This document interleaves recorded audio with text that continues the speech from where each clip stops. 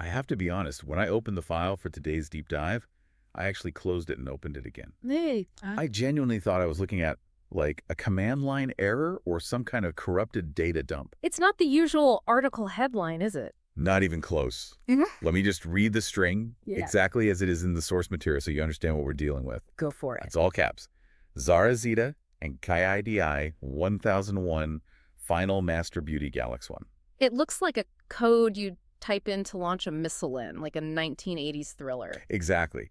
But what we found out when we started, wading through the documentation is that this isn't random noise. No, not at all.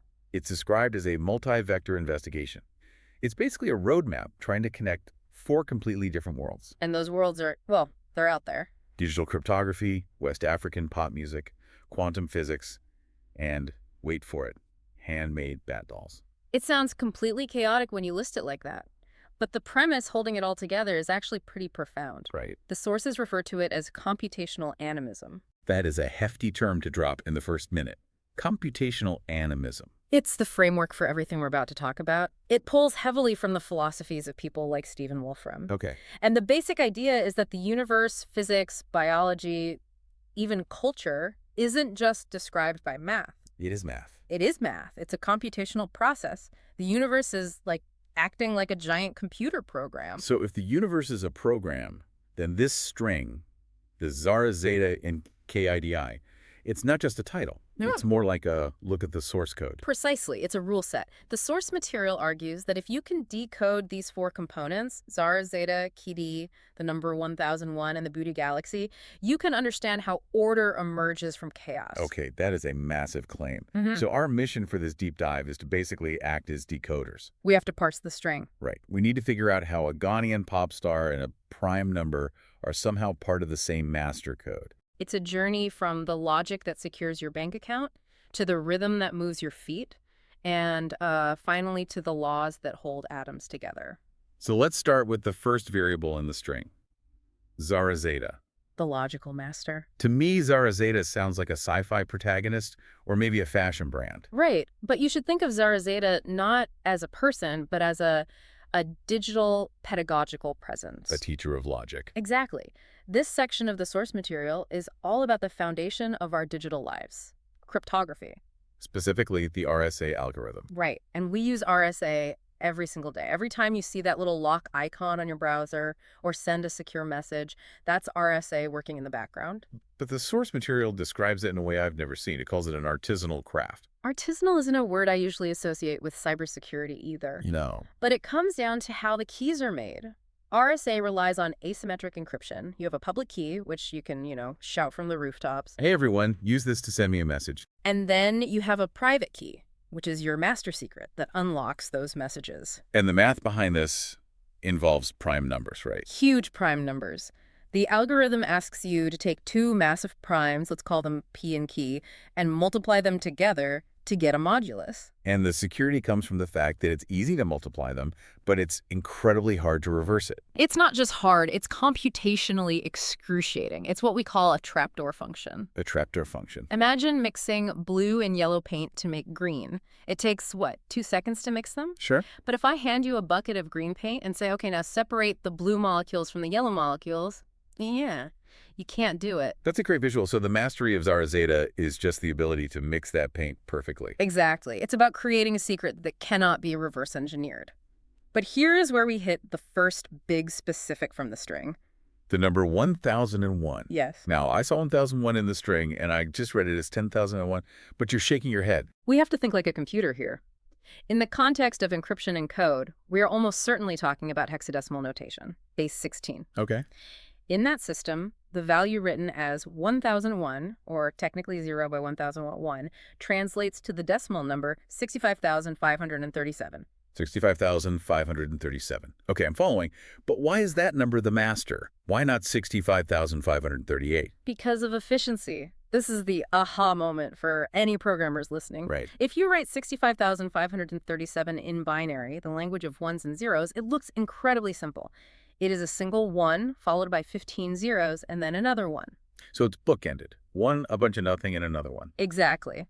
And because of that structure, because there are only two 1 bits, a computer can process it incredibly fast. It only requires 17 multiplications to use this number as an exponent. So it's the sweet spot. It's large enough to be a secure format prime, but simple enough to be lightning fast. It is the standard public exponent for the internet. It balances security with speed.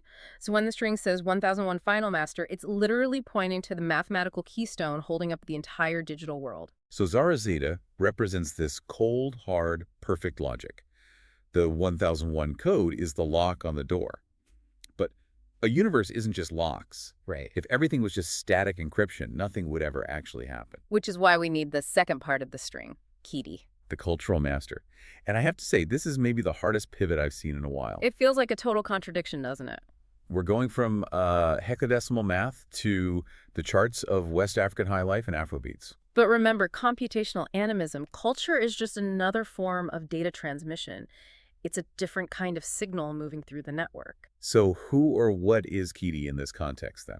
The source identifies two distinct aspects here, which is really important. First, you have the literal artist, KiDi, Dennis Nana Dwamena. The girl Dem Sugar, Yeah. the Lomo hitmaker. He's a massive superstar in Ghana. Right. He represents the artist archetype, the creator of the signal. The notes specifically mention a track called Sika, a collaboration he did. I looked up the translation for Sika. It means money or gold in Twi. Which grounds this whole abstract concept in reality, right? Zara Zeta secures the system of value with encryption.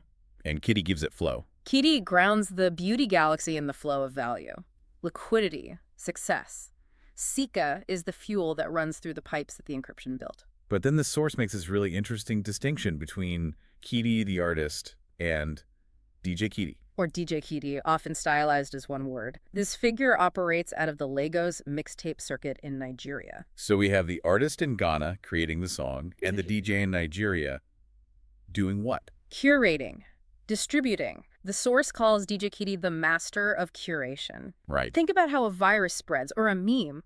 You need a creator, but you also need a super spreader. And the notes mention things like the Gospel Tungba mix or the Marlians mixtape. Those mixtapes are the distribution nodes.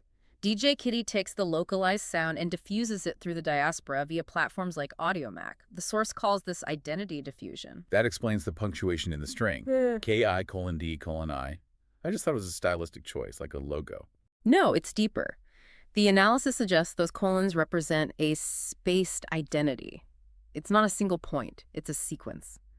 It flows from the artist to the DJ to the listener. It's the rhythm of the system. Yes. Okay, let me try to synthesize this. We have logic Zara Zeta providing the security and the structure. We have culture KiDi providing the rhythm, the flow, the Sika. But the string keeps coming back to this number. 1001 final master. And this is where the deep dive gets really weird. Yeah, it does. We talked about 1001 in code 65,537. But the source material claims this number isn't just for computers. It claims that 1001 appears as a structural threshold in the physical universe. And this is where we have to be skeptical, but also open-minded. The data points they give are startlingly specific. Let's start with physics, the upsilon resonance. Okay, so we are zooming way, way in here, subatomic level. In particle physics, you have quarks. When you pair a bottom quark with its antiquark, you get a particle called a meson. These particles can exist in different energy states. Like a guitar string vibrating at different pitches. That's a perfect analogy. And one of those pitches, the upsilon 2s state, has a mass measurement that centers right around 10,023 MeV-C2. Okay. And in the datasets physicists use, the index 1001 is often the marker for this master energy state. So in the absolute chaos of quantum mechanics, 1001 marks a point of stability. A ledge you can stand on, yes. But then look at biology. Right, the protein data bank. The global archive of 3D structural data of molecules. Okay. If you look at the atomic index, basically the address book for atoms in a protein, the atom at index 1001 turns out to be statistically significant. It is frequently a nitrogen or carbon atom in an alanine residue. One of the building blocks of proteins. It is. But the connection that really stopped me in my tracks was a genetic one. The index 1001 is linked to the AOC2 gene. I have notes on this. AOC2 is an adenosine oxidase gene. But look at where it is expressed in the human body. Where? It is specifically expressed in the retina. Wait, so the master number that encrypts our internet and stabilizes subatomic particles is also linked to the gene that helps us see. It connects the structural constant directly to perception.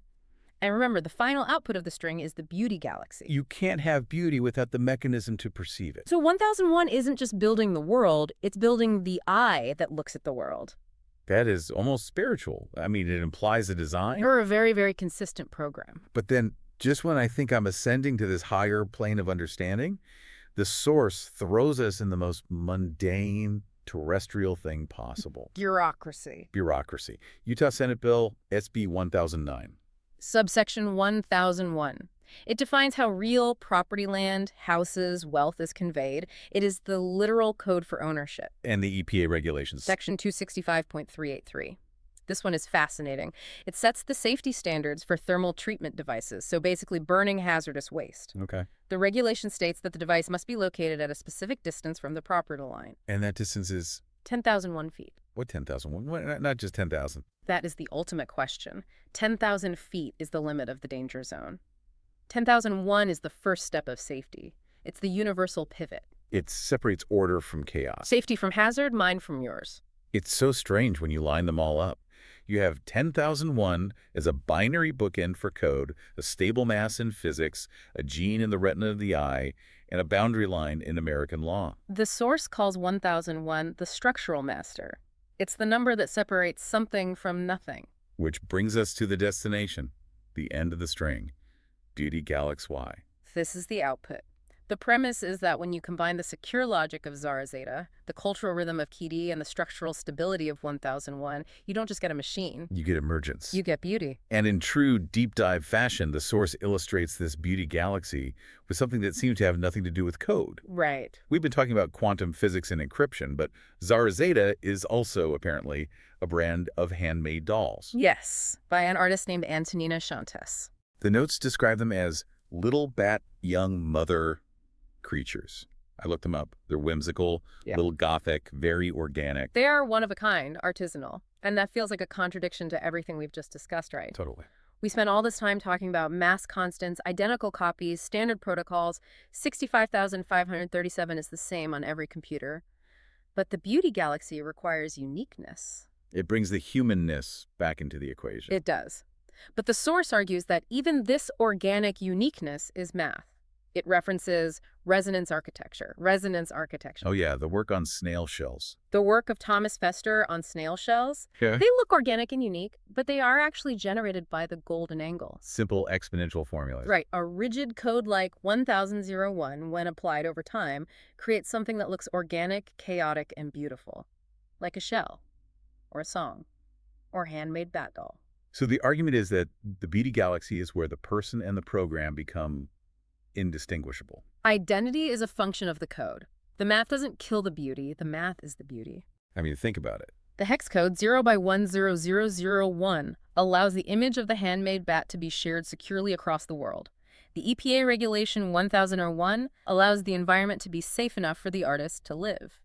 The AOC2 gene lets us see the art. It's all one single system. Yeah. It's a lot to process. We've gone from 17 multiplications in RSA encryption to Ghanaian Afro beats to particle physics to handmade bats. It is a lot, but I think, so what here, the takeaway for you listening is about mastery. The string says final master. We're looking for stability in a chaotic world. Exactly. We are looking for mastery in 3 areas. Security, that's Zara. Resonance, that's KiDi. And stability, that's the 1001 constant. When those 3 align, you get the beauty galaxy. But before we wrap up, I have to ask about the one warning flag in the notes. The quantum horizon. Yeah, this is the curveball that keeps the story from being, perfectly resolved. It is. The source mentions that Zara Zeta, the cryptographic entity, is already moving to something called ML-Chem. Module lattice key encapsulation. It's because of the quantum threat. We said earlier that RSA relies on the fact that computers can't unmix the paint. They can't factor those huge primes. But a quantum computer could. Oh. A sufficiently powerful quantum computer could unmix that paint in seconds. It would shatter the 1001 lock. It would make 65,537 obsolete. So the final master is actually a moving target. It is. We are having to invent new math lattice structures, which are these geometric grids in multiple dimensions, to stay ahead of the machines we were building. The code has to evolve. It raises a slightly terrifying question. Go on. If the code has to keep evolving, and if the universe is the code, Right. Are we the ones writing it? Or is the code just using us to upgrade itself? That's the question, isn't it? Are we the programmers, or are we just the compile error that the system's trying to fix? Well, that's a thought that will keep me up tonight. Just remember, even if the code changes, the rhythm keeps going. The Sika keeps flowing. True. I'm going to go listen to that KiDi track again. And I might change my passwords to something a little longer, just in case. Probably a smart move. Thanks for taking this dive into the code behind reality with us. To everyone listening, keep your eyes open for the 1001s in your own life. You might be surprised where they show up. See you next time.